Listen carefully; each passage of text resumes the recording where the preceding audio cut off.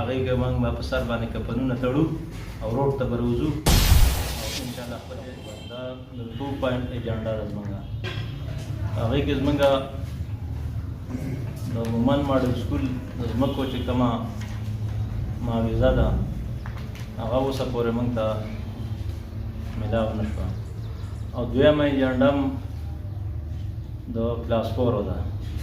هغې کې چې کوم کلاس 4 دي زموږ دویمه دغه چې هغه زموږ د زمیندارو حق دی چې کوم د ځمکې مالکان دي دا دوه باندې موږ پریس کانفرنس کوو په دغې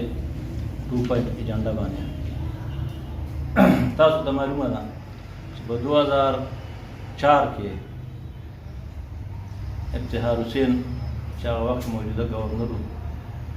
هغه په مومندو کې یو کیډټ کالج منظوري ورکړله او د غازبیګ سایډ یې خوښ و هغې کې موږ دا کوم ناست خلک دی دا ځمکې ټولې د دوی دي هغې کې موږ سره دا فیصله وشوله هغه وخت پولیټیکل ایجنټ چې انیس شهزاده انیس هغوی موږ ته دا وویل چې تاسو به موږ ته ځمکه راکوئ په دې قیمت باندې هغه وخت کې قیمت لږ و خو موږ ته د نوکرو اپر ډېر زیات ورکړو چې تقریبا دې کې 200 نوکرۍ دي کلاس 4 دي پکې تاسو ته به انشاءالله په هر زمیندار ته تقریبا 2 نوکرۍ میلاوي کلاس 4 به تاسو ته میلاوي نو لهذا موږ هغه نوکرۍ او د ماشومانو د تعلیم سوچ وکړو او ځمکه مو ته په ارزان قیمت ورکړو خو لهذا په هغې کې راسه دا وعده وکړله چې په 2 میاشتو کې به تاسو ته موږ پیسې درکوو تاسو به موږ ته قبضه راکوئ هغه وخت کې ورته موږ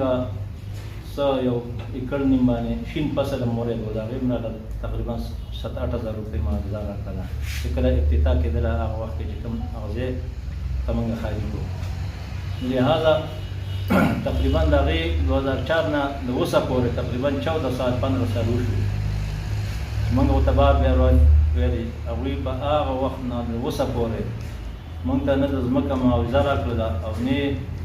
دا راته وویل چې یاره ستاسو خپله ځمکه ده تاسو پېښه کارم پېښه او دا یې راته وویلې که موږ پیسې در نه کړې نو بیا که زموږ ځمکه په کار شوله نو موږ به د موجوده وخت ریټ تاسو له درکوو نو لهذا اوس څه کال یې پروس کال یې تقریبا